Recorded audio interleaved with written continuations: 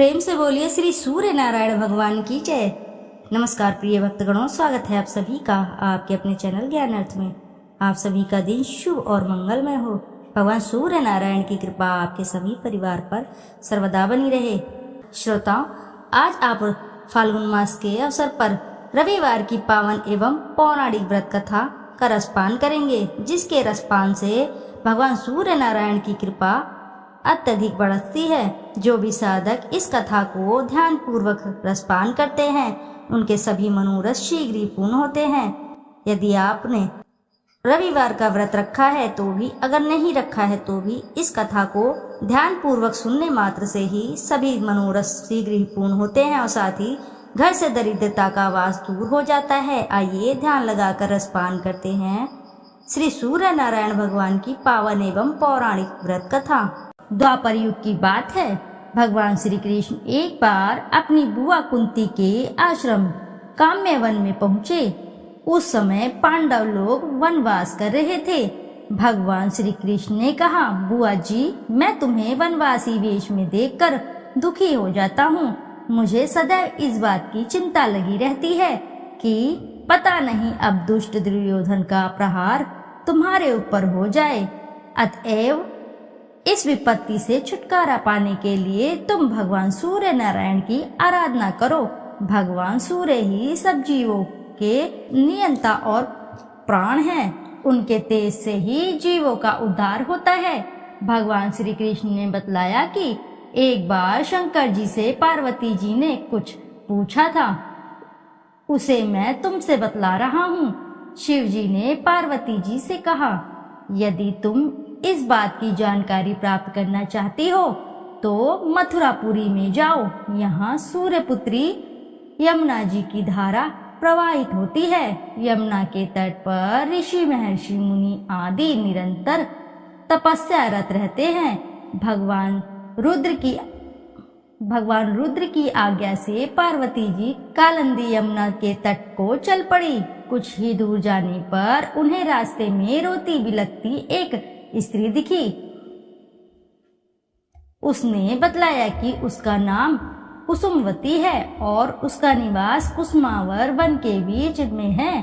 संतानहीन होने के कारण उसके पति वसंत ने उसे त्याग दिया है और इस प्रकार वह निराश्रिता हो गई है। पार्वती जी उस स्त्री को साथ ले आगे चली कि उन्हें रोती हुई एक दूसरी स्त्री मिली। उसने बतलाया कि मेरा नाम गंगा है। मेरे पति महाराज शांतनु ने पुत्रों के जीवित न रहने के कारण मुझे अपमानित किया, जिससे मैं दुखी होकर घर चली आई हूँ।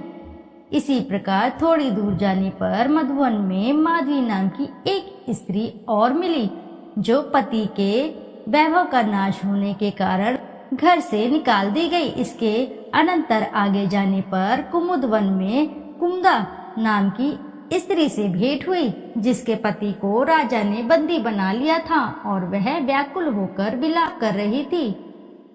उन सभी स्त्रियों को साथ लेकर पार्वती जी यमुना तट पर जा पहुंची।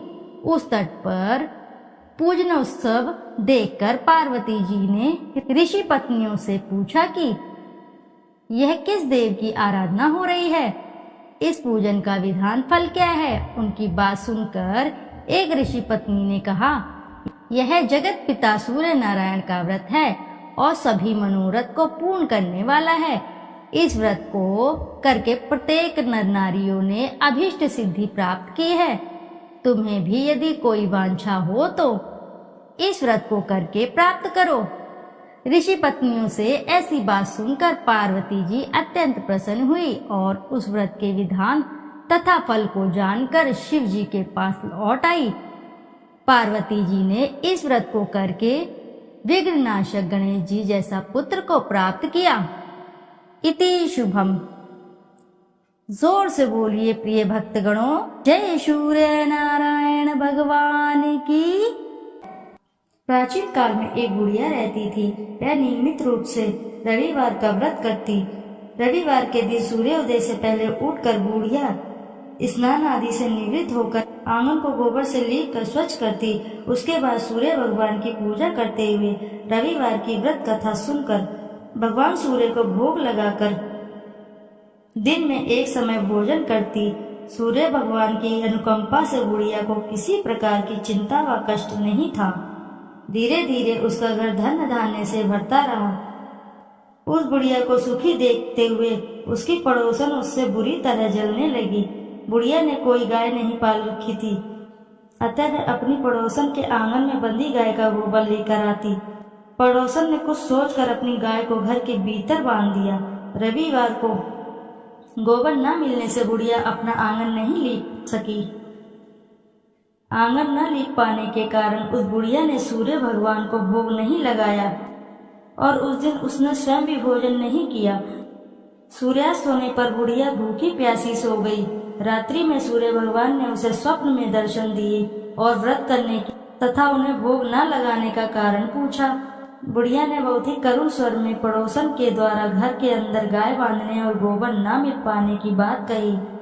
सूर्य भगवान ने अपनी अनन्य भक्त बुढ़िया की परेशानी का कारण जानकर उसके सब दुख दूर करते हुए कहा, हे माता, तुम प्रत्येक रविवार को मेरी पूजा और व्रत करती हो।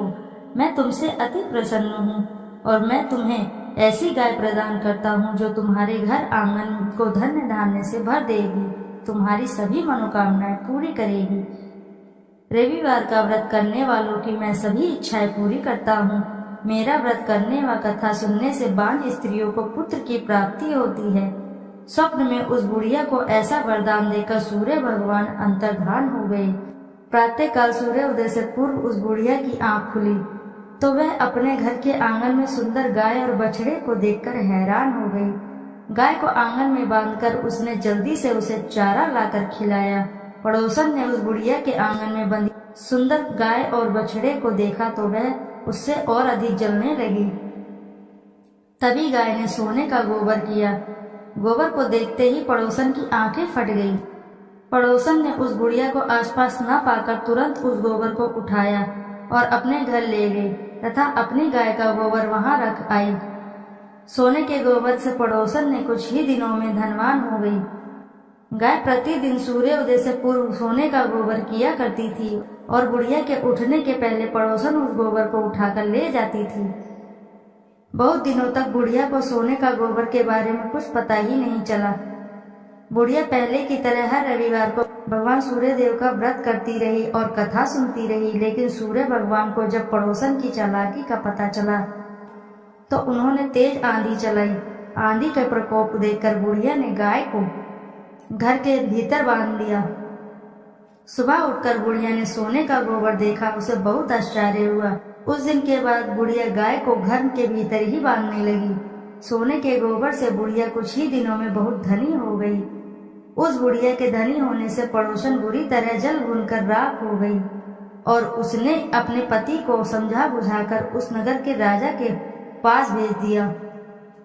राजा को जब बुढ़िया के पास सोने के गोबर देने वाली गाय के बारे में पता चला तो उसने अपने सैनिक भेजकर बुढ़िया की गाय लाने का आदेश दिया।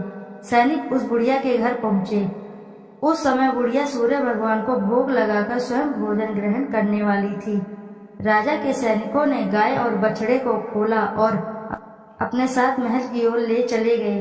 बुढ़िया ने सैनिकों से गाय और बछड़े को न ले जाने की प्रार्थना की। बहुत रोई, बहुत चिल्लाई, लेकिन राजा के सैनिक नहीं माने। गाय व बछड़े के चले जाने से बुढ़िया को बहुत दुख हुआ। उस दिन उसने कुछ भी नहीं खाया और सारी रात सूर्य भगवान से गाय व बछड़े का लौटाने के लिए प्रार्थना करती रही। सुंदर गाय को देखकर राजा बहुत खुश हुआ। सुबह जब उस राजा ने सोने का गोबर देखा तो उसे आश्चर्य का ठिकाना न रहा। उधर सूर्य भगवान को उस भूखी प्यासी बुढ़िया को इस तरह प्रार्थना करते देख उस पर बहुत करुणा आई। उसी रात सूर्य भगवान ने राजा को स्वप्न में कहा, राजन, बुढ़िया की गाय व बछड़ा तुरंत लौटा दो, नहीं तो तुम पर विपत्तियों का पहाड़ टूट पड़ेगा, तुम्हारा महल नष्ट हो जाएगा। सूर्य भगवान के स्वप्न से बुरी तरह भयभीत राजा ने उठते ही गाय और बछड़े को तुरंत लौटा दिया। राजा ने बहुत सा धन देकर बुढ़िया से अपनी गलती की क्षमा मांगी। राजा ने पड़ोसन और उसके पति को उनकी इस दुष्टता के लिए दंड भी दिया। फिर राजा ने पूरे राज्य में घोषणा कराई कि सभी स्त्री पुरुष रविवार का व्रत किया करें। रविवार का व्रत करने से सभी लोगों के घर धन्य धान्य से भर गए, चारों ओर खुशहाली छा गई, सभी लोगों के शारीरिक कष्ट दूर हो गए। राज्य में सभी स्त्री पुरुष सुखी रहने लगे और सुखी जीवन यापन करने लगे। बोले सूर्य देव की जय। आइए अब करते हैं सूर्य चालीसा। दोहा। संत शरण पदम कंजयुत महीधारी, शीश नवाय सूरज चालीसा लिखो, मोकम हो सहाय।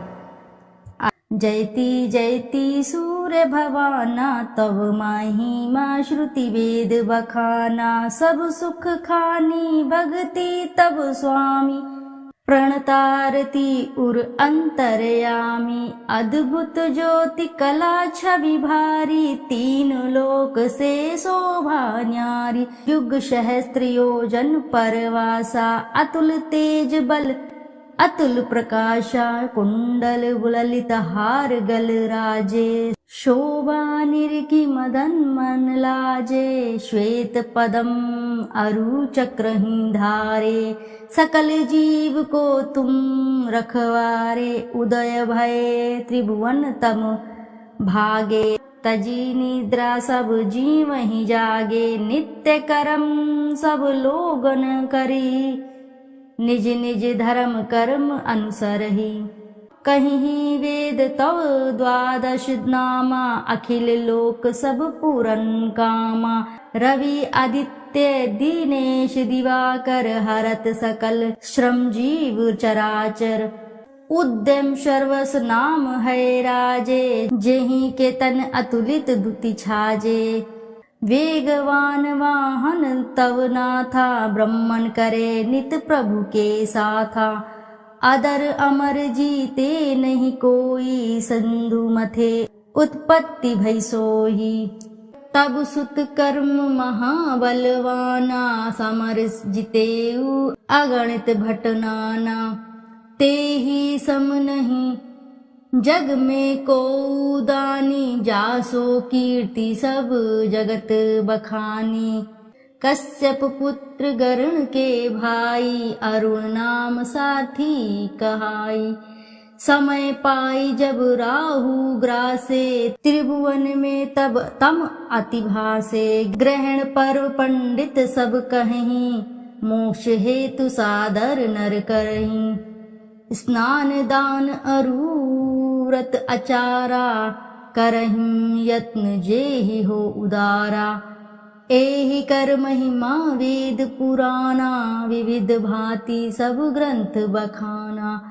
उदय अस्त लो तुम्हरो राजा, करत सदा भक्तन को काजा। जो नर ध्यान तुम्हारो लावे, मन वांछित फल निश्चय पावे। धनी धनी महिमा तुमरो नाथा, नमत जीव सब धरी महिमा था। पढ़े सुने जो सूर्य चालीसा, वाको होत सकल अग खीसा। खग मृग जीव जंतु नर नागा, मेघ झरत कुसुमित वन बागा। वृक्ष लतादिक तब अधीना, जीमी जल पाई सुखी हो मीना। कुष्ठ ग्रस्त रह जो नर कोई, ध्यान धरे ताकर दुख खोई। लवण रहित व्रत रवि को करही, वाको दुख पावक माज रही। भूमि शयन प्रभु पद चित लावे, वर्ष एक एहि भांति बितावे। पाठ करे नित सूर्य पुराना, करी पूजा धरे उर ध्याना। व्रत पूरा करी होम करावे, दान दे अरुण विप्र जिमावे। हवन भस्म मर्दे सब अंगा, ताको दुख निश्चय हो भंगा। मधु अमीश रवि दिन कर पाना, रोगी सात जन्म परमाना। जन्म जन्म महा धन दुख पावे, रौख नरक अंत में आवे। तैल मास मधु नारी जो त्यागहीं, वाको दुख व्याधि सब भागहीं। पाठ करे गृह पीड़ा नाशे, मोक्ष ज्ञान बहुविधि उद्भासे। पूजन बंध्य करे जो कोई, पुत्रवती निश्चय सो होई। नेत्रहीन जो प्रभु चित लावहीं, दिव्य दृष्टि निश्चय सो पावहीं। विद्या धन बल जो नर चहहीं, सो सब भांति सकल सुख लयहीं। जो ये चरित सूर्य को गावे, अंत समय तब धाम सिधावे। श्रद्धा भक्ति धारी ही ये पाठ करे मन लाए, सुख संपत्ति बहु भोग करी, सो तब धाम सिधाए। संत शरण को तनय हूँ, शिवदत्त मिश्र सुनाम। देवरिया मंडल बसूं, धाम मझौली ग्राम। सूर्य चालीसा रचेऊ, तुम्हारो है आधार। भाद्र मास की पूर्णिमा, करहूं कृपा दतार। प्रिय भक्तगणों, प्रेम से बोलिए जय सूर्य नारायण की। श्रोताओं, यदि आपको कथा अच्छी लगी है तो वीडियो जरूर लाइक करें, साथ ही चैनल को सब्सक्राइब करें और एक बार अपनी सच्ची श्रद्धा के साथ कमेंट बॉक्स में जरूर लिखें जय सूर्य भगवान की।